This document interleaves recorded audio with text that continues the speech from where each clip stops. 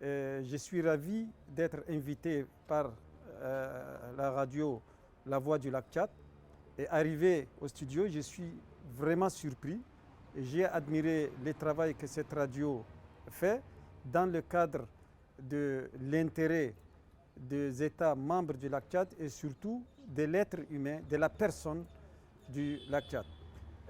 J'ai accordé un entretien tout à l'heure à cette radio, axé sur les difficultés des actions humanitaires qui sont perturbées par les activités terroristes de Boko Haram.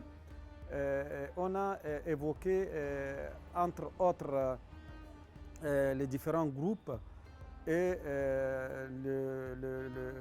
le sujet des désengagés et des désassociés. J'avoue que les États membres du bassin du Lac Tchad n'étaient pas préparés pour confronter ces difficultés liées aux actions humanitaires et en même temps aux opérations militaires. Mais j'ai dit que là, c'est du passé. Aujourd'hui, on n'en est plus à l'époque où ces États n'étaient pas préparés. Aujourd'hui, ils ont repris la main. Boko Haram existe difficilement sur le terrain. On parle de moins en moins des activités de Boko Haram, mais beaucoup plus des activités de l'ISWAP qui a vaincu Boko Haram au mois de mai 2021.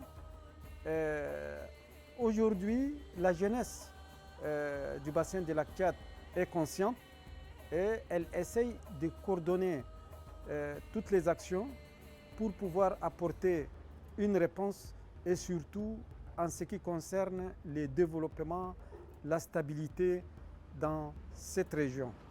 L'option militaire, comme je viens de le dire, à elle seule n'est pas suffisante, mais c'est très important face à un ennemi qui ne comprend que le langage de la force, mais il faut accompagner cette option militaire par d'autres stratégies préventives qui consistent d'abord à réinsérer les désengagés et les désassociés, puis à dissuader la jeunesse pour ne pas prêter allégeance à des groupuscules de terroristes.